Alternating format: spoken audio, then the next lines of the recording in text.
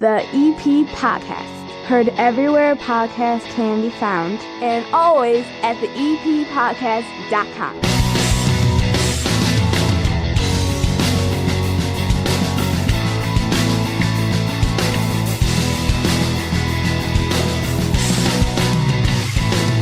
And welcome into the EP Podcast. My name is Chris, and last week we did a video version of this podcast, which is available still on demand, showing you scenes from the Evergreen Park Independence Day Parade, also tasting food over at Spoken Vine, and hanging with Frank Murray of the Evergreen Park Public Library. And next episode after this, Mark Marzullo, Village Trustee. We're going to talk some hot button issues around Evergreen Park, and we're going to visit the new Latin Kitchen over at 95th and Homan. Me amore. But this episode, brought to you by the First National Bank of Evergreen Park, is a brand new head basketball coach for Evergreen Park High School, and free services offered to everyone in the community from OSF Little Company of Mary and the Wellness House. Speaking of the First National Bank of Evergreen Park, remember when you open up that Total Access checking account, you get free ATMs nationwide, actually worldwide. I tested that over in Europe recently. If there's a fee for taking out money, they put the fee back in. It makes everything free. Plus, with qualifying activities, you get a $300 bonus when you set up the account. They have great mobile banking tools, award-winning customer service, no overdraft charges. You link all the accounts of the family together to move money around. If you can think about it, they can do it. Stop in and see them today. That iconic building over at 95th and Pulaski, the First National Bank of Evergreen Park, member FDIC. Sitting down here at the 9-foot homemade oak bar, a new local name that I think you're going to hear about over the next many years, because anytime you get a new coach over at Evergreen Park Community High School, especially if it's football or basketball, becomes kind of part of the community. Are you ready for this, Mike Glennon? Welcome. I am ready. Thank you for having me, Chris. Oh, are you from here now, or are you outside of Evergreen, gonna fall in love with the school and move up the block? What's your situation? Yeah, I mean, I grew up not far from here. I grew up in Palos Heights. I'm a Brother Rice grad, so I'm very familiar with the area. I've lived in Chicago the past 3 years.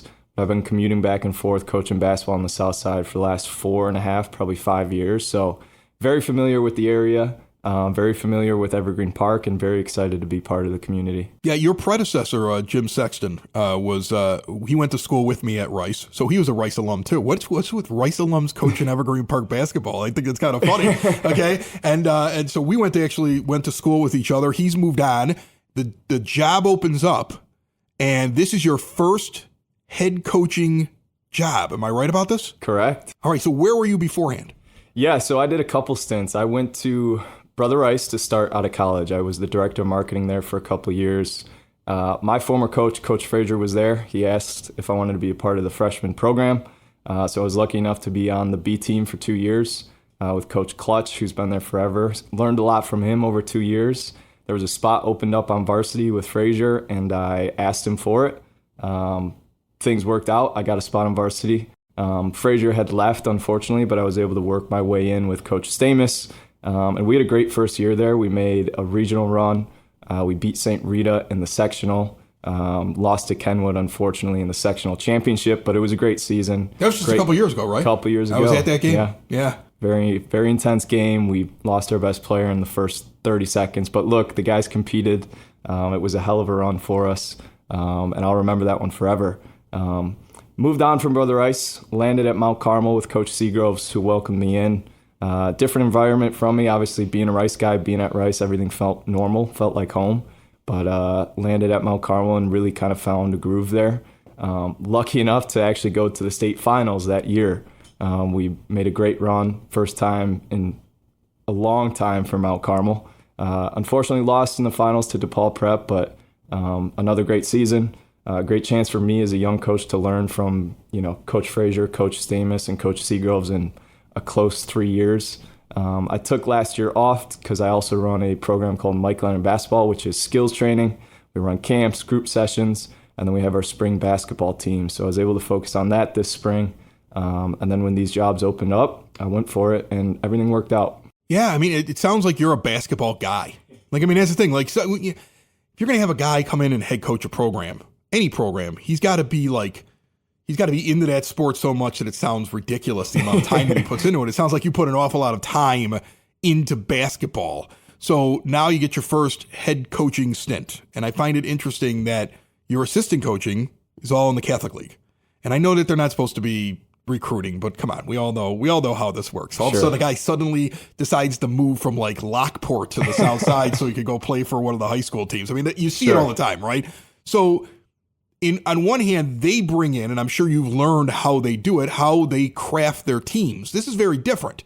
It's Evergreen Park only, and you're almost playing defense, trying to convince young kids, many of whom you might have a camp that you're doing or that you meet over at Central a couple years before they get there. Hey, eventually, when you get to high school, come play for us. It's a very different way of getting the players in the door, making sure they don't go somewhere else. Are you ready for that? And have you thought about that?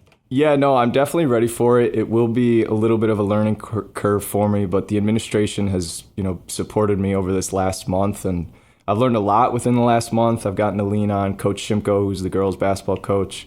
So I definitely have a good gauge and good insight on what I should expect from the recruiting side of things. You're right. It is different from private schools. Private schools, you're going after the best talent in the area, sometimes beyond that. The biggest thing with public schools is you start in-house. If I could build a culture, a program that shines, that reaches good heights, that's energetic and positive, and we're sending kids to college and we're competing at a high level, that's step one. That's when you start to get the players, because that's the when thing. You start. I think most parents, and not all of them, because look, I have 3 kids. They all played youth sports. There are still those parents out there that when their kid is like 9 years old, walk around like that kid is getting a full ride college scholarship in whatever sport that they're playing, and they're nuts. They're absolutely insane, those people. Okay, but I think most parents sit there and say, okay, you're good at a sport. Like I have a varsity athlete in this family, plays for Rice. But I know, and he knows, he's not going to become a pro.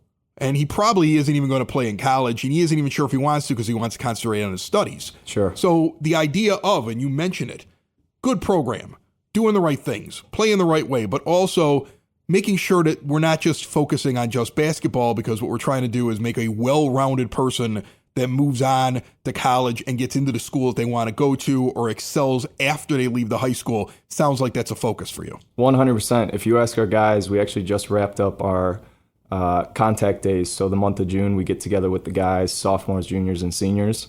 Our number one focus from day one was process and habits. We had kind of fill out a habit tracker. So every day they had to track a couple of habits. We had them in the weight room, classroom, film sessions, on-court sessions, on top of a bunch of games. So they learned really quickly what it means to be a, high-level high school basketball player, athlete, what it takes to compete at a high level. Whether they want to go to college, pros, whatever it is, if they can master these, quote-unquote baby steps, habits, good decisions on the court, good decisions off the court, that's only going to enhance their life, enhance their basketball game, enhance their skills. So we really put an emphasis on that, this whole month of June, and I think the kids really bought in, which is great. So what kind of coach are you? Because I think about the fact that your predecessor is the same generation as me.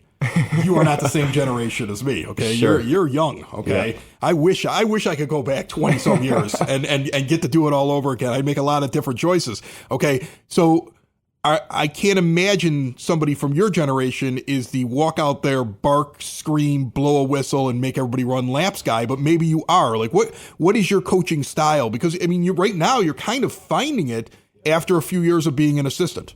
Yeah, I'm very grateful that I, took the step towards making Mike Glennon basketball and Mike Glennon elite, because I've had 3 years of rough experience, leading small spring teams. So it was an experiment trying to find my voice as a young head coach, quote unquote. I'm definitely a little more laid back, very tactical and technical. I'm going to speak to you at a pretty monotone, straightforward voice here. I'm going to see things a certain way. That's not always the right answer. Through the game of basketball, you're going to learn that there's the top answer, but there's 100 more down the list, and they're not all right or wrong. It's just dependent on the situation. So I think my guys have learned really quickly that, we're in this together, right? If I can get you to see what I see and I can see what you see, we're going to be in a better position to win, to make right decisions, to make good plays. I definitely have to find my fiery voice a little bit more. Like if it's needed, I'm going to have to push the guys and motivate the guys. On the sideline, I'm a competitor. I'm up. I'm talking to my guys. We're calling out screens. I'm telling guys to get back. I'm telling them to kick. Like I'm in the game with them. But it's all positivity. Like I learned really quickly that it's really easy to break a kid's confidence, especially at the high school level. Really, really hard to build it back up. So if I could show them early on that I'm on their side, I'm there to help them build that positivity and that confidence, rarely am I going to ever, unless on an accident, try to break that confidence. So that's the kind of coaching style that I think I'll have and hopefully have for the rest of my career. You're also young enough, you probably still have your knees. So you could probably go out. You could probably still go out. Like if you want to show them something, you can grab a ball and go hoop with the kids, right? I will say it is an added bonus to be young and be able to be out there with the guys. You can ask. I've been out there. I love leading ball handling. Sometimes I'll break out 2 basketballs and the guys are like, wow, what are you doing, coach? But it's good because they get to see how into it I am. If you can demo a drill or demo a specific, skill thing that we're working on, it really helps the guys visualize. I went to an all-boys school. We're visual learners for the most part. So for me to be out there, even sometimes jumping in 5-on-5 just to show them some movements, talking on defense, seeing that out of your leader, not just standing on the sideline and barking out orders, I think it goes a long way. And I'm lucky to have that at the age of 27. We'll see how long that goes into my career. But I also have great assistants who are young, athletic, and want to be out there with the guys. So it's a lively group. I think we're in a good spot. All right. So you've got this group. They're transitioning to a new coach. How do you go about that when the move is made in the summer? Do you reach out to all of them individually? Do you have an event where that you get to meet the team? What's the interaction like here in just the first month or so? Because you really don't get into practicing for a while, right? It was good and bad timing in the sense that it happened before our June camp. Okay. So the administration was great throughout the entire process. When I was brought on and hired, I'm sure there were some announcements sent out to the kids, but we immediately, within a week or so, had a team meeting after school. Anyone interested in basketball is going to show up. We had about 35, 40, 45 kids there, which was great. Right away, we got into some open gyms, so some guys get to show up. We get to scrimmage. I get to kind of watch, see who the guys are, see how many guys show up. And then from there, it was just getting them bought in ahead of time, knowing that the June month was coming up. 20 contact days. We got a 4-week camp. Urging the kids to sign up, register, because this is it. Like once June 2nd, that Monday started, we were going to hit the ground running. So we did have a good enough time frame to kind of get some buy-in. There's the thing with EP is that, it's a smaller school, so you're sharing athletes. I'm learning this really quickly. So we're sharing football guys, baseball guys. Oh, gosh, the offense and the defense share guys on the football team. I don't know if you've learned that yet, but they have guys that play both ways on that team. So that's going to take some adjustment. We probably had a good 25 to 28 kids at camp, so sophomores, juniors, and seniors. We had 2 weeks of incoming freshman camp. We had our youth camp. So it's just about, again, getting everybody to show up for as much as they can so that they can get a feel for what the culture is, what my coaching style is, what the expectations are. And I think we accomplished that. I think we really did. Yeah, and I think you'll get good crowds too. If I remember right, we've had folks on from the high school in the last year who have talked about there's almost like a reward program. Like the more into your school you are, the more events that you attend, there's more for you. That to kind of encourage these kids. This is a generation that they can get lost in their phones. So they do a really good job of trying to make sure the kids are active in the school and that they're at the different events, and there's an incentive for them to be an everyday part of their school. So I think you will enjoy that with that school. That sounds great. Hopefully we're good enough where people want to come watch too. Yeah. But Step one. one. Do you know anything about your team? I mean, you come in, how much do you know about it? What do you think, at least at this stage, about your team? Yeah, no, it's a good question. I didn't know much coming in. I had been aware of Evergreen Park and Coach Sexton, especially when his son Nolan was there. We actually had a kid, Trey Dowdell, leave Brother Rice and come to EP. Great kid. So I knew pieces of Evergreen Park basketball, but public and private, my focus was definitely a little more private. But I learned about the kids pretty quickly through open gym. First week, you kind of get a good sense of who can play, who my leaders are, vocal leaders, physical leaders. And we just wrapped up technically our last day today. We'll lift tomorrow, but I could tell you we got a really good group of guys. The one thing that I never had to coach was effort and energy, and that's what you want as a coach. There's a lot that is probably going to be different from previous coaches to now scheme-wise. I think we took a good leap forward as far as that goes. But the month of June is, again, building confidence. For the coaching staff, it's kind of understanding the pieces you have. But number one, most important for high school, and I'd recommend this to any coaches, try to develop, right? Build your skills now. So kids need to be better with the ball in their hands. They need to shoot left, right, left, off 2 feet, on the move, off the dribble, defensive scheme and talking. All of this stuff, you can get a lot done in June because when the season starts, you're so team focused, a little more win focused. So I think we had a really good month. I love the group of guys that we have. We've got a great group of seniors who I think are ready for, their last run, last hurrah. We play this weekend. I think we'll have a good weekend, and I'm excited to really get it going in November. Very cool. Not your first podcast, I can tell. You were telling me that you did one with your brother? I did. So funny story. I started a podcast. So I've been doing basketball kind of as a side job. I had a 9-to-5 marketing gig, and I love hoops, and I needed to find a way to continue to do that. So the skills training, some camps here and there, our team stuff in the spring. But I love talking the game and thinking it through. And my brother's, he was a GA at the University of Hawaii. He's actually home now. He walked on at Memphis, played there for 3 years. So we got a basketball family. We started a podcast to just talk the game.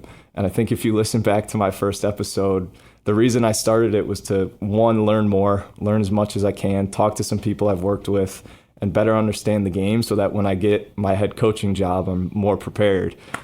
We did 2 episodes. And you got a head coaching job. Yeah, recorded the 3rd, and here we are. So we haven't done a podcast in a while, but this might, light some inspiration under me, and we might try it again. That's awesome. Well, you're welcome back anytime. Congratulations on the new job. Mike Glennon, the new head coach of the Evergreen Park Community High School basketball team. Thank you so much. Thanks, Chris. Appreciate it. Building relationships, supporting the community, and service.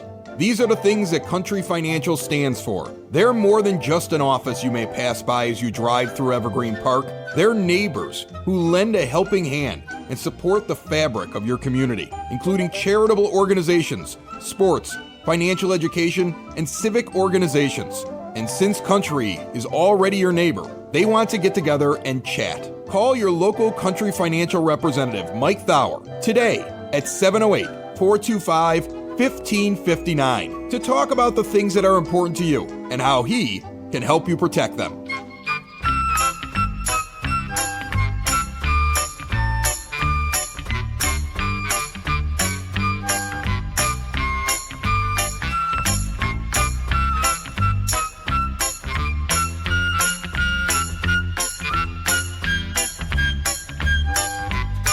It is now time for your EP podcast, Word on the Street, brought to you by Spoken Vine Wine Bar and Bottle Shop, northeast corner of 95th and Kedzie. Incredible small plates, an amazing array of wines to taste. It rotates every once in a while with new ones in and out. Special events, you can learn about all of them at SpokenVineWines.com. We've already done an episode featuring the summer concert series here in Evergreen Park, but why don't we remind you of what's coming up? The 2025 Summer Concert Series lineup next has the Neverly Brothers. Sunday, July the 20th, Klein Park, or Circle Park if you like to call it that. It starts off at 6 p.m. Bring your picnic basket, your blankets, your refreshments, your lawn chairs. Treat your family, your friends to some outstanding entertainment outdoors. The next week on the 27th, the Stingrays at the same location. August 1st, the Juke Shakers at Sexton Park. August 10th, Liam Durkin Trio back over at Klein Park. And September 1st, never forget, the City Lights Orchestra, 5 p.m. Sexton Park. Fireworks as well for Labor Day. Still a ways away, but it's on the schedule. Also on my schedule here in the EP, it should be on yours, the 4th annual Picnic in the Park Food Truck Festival returns to Klein Park July the 24th, 5 to 8 p.m. This thing gets bigger and better each and every year, and beverage sales support the Evergreen Park Food Pantry. The complete list of vendors should be available soon. We'll have it for you on next week's episode, and the EP podcast will be there recording the whole thing.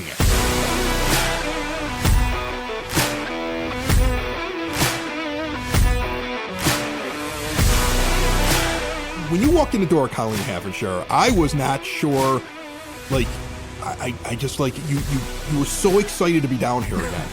And I was like... Because it's cold. And I was trying to remember, I remembered you being here. I could not remember why you were here. It was when we first started having OSF on about a year ago, right? It was when they did the cancer walk, correct? That's right. Yeah, we were talking about the 25th anniversary of the breast cancer walk, and we just did our 26th anniversary with the highest attendance since COVID, with over 8,000 people. Really? Yeah. Congratulations on that one. So happy to be back. Thanks for having me. Yeah, and you're here from OSF, and we're going to talk about something that's there to support people that have cancer. From Wellness House, I have Lisa Colavanu. How are you? I'm great, Chris. Thanks for having me here today. Now, the Wellness House is not in the Evergreen Park area, so you had to kind of make a journey to get here. Where is it actually located? It's an actual house, correct? That's right. It's an actual house. Our main location is in Hinsdale, Illinois. We've been there since 1990 and provide programs there, but we actually provide programs all throughout the Chicagoland area, even though that's where our main location is. All right, so you can't bring the house here. That's right. So when you partner up with Little Company of Mary, they give you some space, right, Colleen? So yeah, when we talk about this, I want people to understand it's here. In Evergreen Park, this is going to be a service that's offered right here for this area. That's right. We have a dedicated library in our cancer center, which is just on the first floor of our main building at 2800 West 95th Street. It's a beautiful space. And as we talk more about this collaborative, we're so excited that we get to bring the expertise, the staff, the services of Wellness House to Little Company, and not just for Little Company patients, for anybody in our surrounding communities who wants to access these services. All right, so Lisa, here we go. Tell everybody what Wellness House is, because I'm excited about this. You know, I have an uncle that was recently diagnosed with cancer. He actually just spent a couple of weeks in the hospital because after his chemo, he had to go in there, and they needed like 2 full days of no fever. And he would get like something in the high 99s, and they would hold him. If he got anything over 48 hours, we were sending him books. We were finding things from the do. We were calling him constantly. I mean, going through cancer treatment is a very difficult thing, and you need more than just the medical side of it. You need support services, and that's what you guys bring, correct? You said it perfectly, Chris. That's exactly why we exist, because we know that there's excellent medical care for people going through a cancer experience, but there's so much more that impacts their life and ultimately also impacts their ability to cope with their treatment and do well. And so that's exactly why Wellness House was started 35 years ago by a group of women in the community who really recognized that cancer's hard, but coping with it and living well with it can be a little less hard with the right kinds of supports.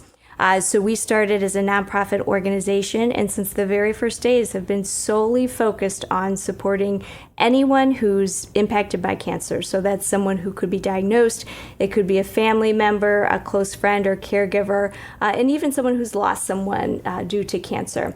And so now, 35 years later, what that looks like is we're serving about 4,100 people every single year through things like exercise classes, support groups, nutrition workshops, stress management offerings, really the full gamut of comprehensive care to help them cope with the effects of cancer.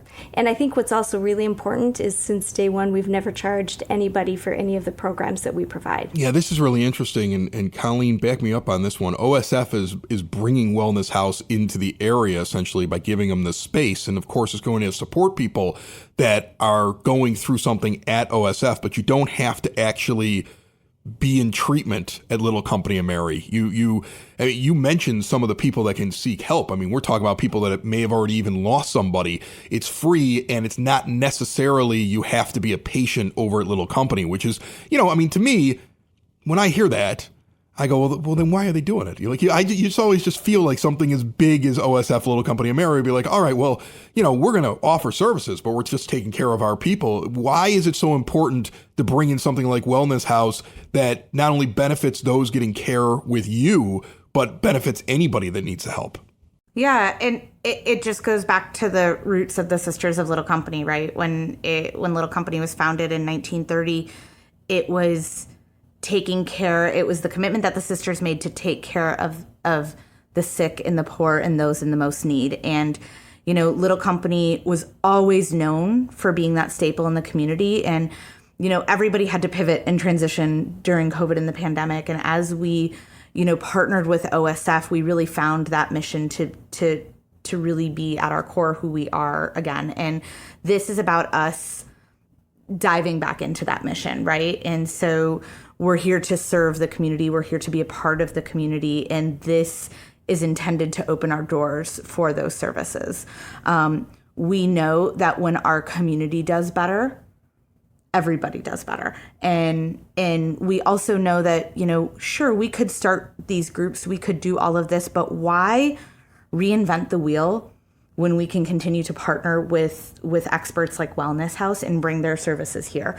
That allows our clinical team to focus on some of that clinical care that Lisa was talking about, but it also allows people in the community. We're starting with women's care groups, and we're starting with caregiver connections groups, and we know it could be really hard for those groups of individuals to try to get out to Hinsdale, to find somebody to take care of their loved one, to find somebody to take care of their kids or their parents during that time. And so if we bring the services back to our community, everybody benefits. Lisa, talk to me a little bit about maybe a barrier that people have to go to a service like you, because you have so many different things that you do. Okay. I mean, some of it's going to be therapy, people that are going through mental health things while they're dealing with this. So there's a lot of support services that you offer. I remember a couple years back, we had to deal with domestic violence in this house. Not a medical thing, because I haven't had to deal with that yet, the big thing. But there were all these people that offered support services kind of like yours. And it was very hard for me and the 3 kids to take it, even though it was free. It was very hard to kind of step over that threshold and dive into, okay, here's a group that's set up to help us with this problem. I would imagine it's similar. You have a lot of people that are going through cancer or that are supporting somebody else that's going through it. These services are available to them, but it must be hard to get them in the door at first. That's exactly right. And that's true. We do know that there are a lot of barriers to accessing the kind of care that benefits people most. So listen, when you're going through cancer and you're going through treatment, you frankly don't feel very good. Physically, emotionally, it can be hard to generate the kind of energy needed to even get yourself up and going. So there's that simple barrier of the side effects of the illness. We also know that if it's not very convenient and it requires extra time or time away from work, it's going to be difficult to access care as well. And I think another barrier is that lots of times folks feel like, wow, sitting in a room with other people facing cancer, that's just going to be rough. That's going to make me sad, and I don't want to do that. And you may actually, look, in my instance, I was like, okay, my thing was bad, but it's not going to be as bad as somebody else's, and I don't want to go in there with my little problem. Yes. And then be embarrassed because somebody else had something that was so much worse. And you might get somebody who has a cancer that has a very high survival rate, but it's difficult on them, and they're embarrassed to walk in there because they know they're going to be telling their story in front of somebody that may have terminal cancer and feel bad about taking the services. That's absolutely right. And so there's all kinds of reasons that people can kind of get in their mind about why this might not be good. Here's the thing, though. We hear time and time again from people after they come into this type of group and they connect with people who are going through a similar situation, even if it's not exactly the same, they sort of get it. They sort of have a common language and a common experience. And so the large majority of the time, rather than feeling bad about it or worse about it or depressed about it, people experience the exact opposite. They feel more hopeful. They feel optimistic. They feel more in control of their situation and able to handle and cope with the side effects of what they're going through. And even this idea that being able to share something that you've done or that's worked for you and helping other people around you can be very empowering as well. And so we see that, again, the hope and the energy and all the amazing things that come from connecting with other people make a big difference in people's lives. And so just as Colleen was saying, being able to do it in a community, because that is one of those barriers. If it's too far to get to or you have to travel, it will become difficult. And so when we can partner with people and bring our programs to communities outside of our main location, we know that we're making it more accessible for people. And it must be fun, Colleen, to be able to tell your people, like, okay, now we can tell all the people that are in here guess what else we have available to you, right? That's exactly right. And, to just tack on to Lisa, one of my favorite phrases is witness and release, right? And that's what groups really tend to do.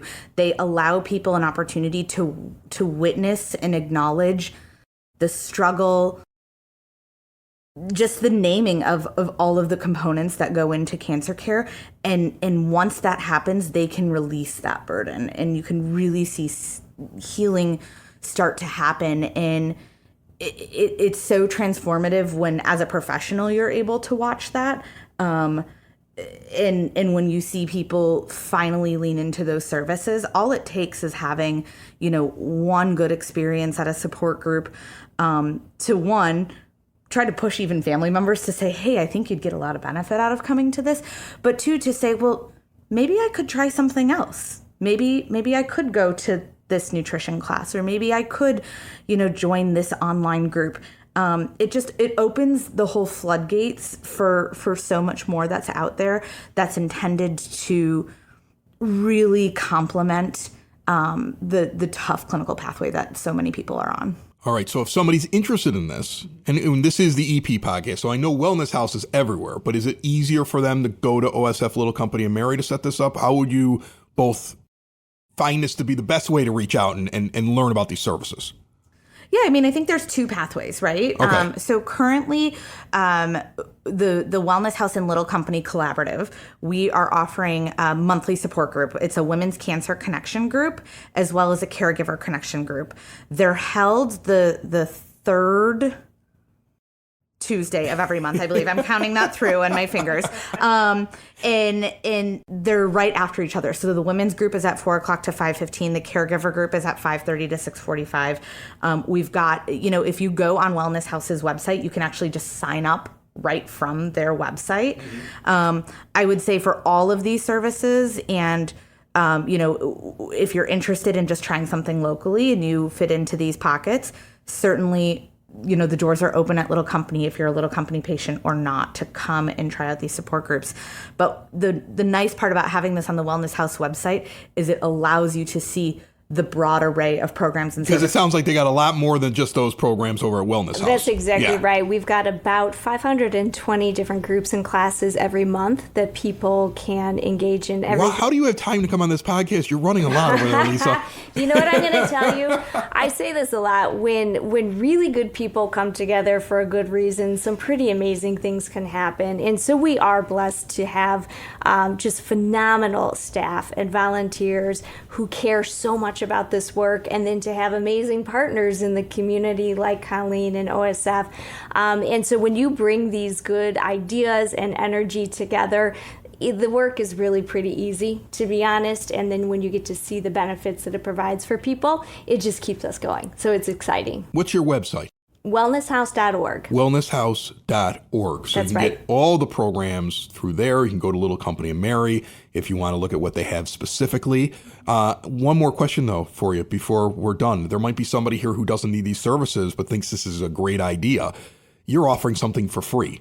You need money to do that. You need money to pay all those great people you were just talking about. How do you do fundraising? And if somebody wants to support you, how do they reach out? I'm so glad you asked. Again, on our website, wellnesshouse.org, you can learn more. We have 2 big events every year that raise a lot of our money, but we also work with individuals who care about this mission, care about helping people who are impacted by cancer, and give generously to make sure that the programs remain free, not just for the thousands of people today who need them, but the folks who have yet to be diagnosed or will be diagnosed soon and will find themselves in the position of needing this type of care. Awesome. And Chris, I have to tell you, this particular collaborative was actually made possible because of community, right? So the Ridge Women's Golf League does an event every year. It's actually coming up this September. So we'll probably be doing a foursome, getting some golf going. But because of the proceeds from that golf outing from the Ridge Women's League, that's why we're able to bring this programming between Wellness House and Little Company here for free for everybody and have it open to the community. So just have to give a shout out to the women of Ridge. That's awesome. It's an entire podcast segment on people helping people help other people. Amazing. I love it. Lisa, Colleen, thanks so much for stopping by. Good luck to both of you. Thanks so for having much. us. It's the EP Podcast. All things Evergreen Park. It's the EP Podcast. Evergreen Park.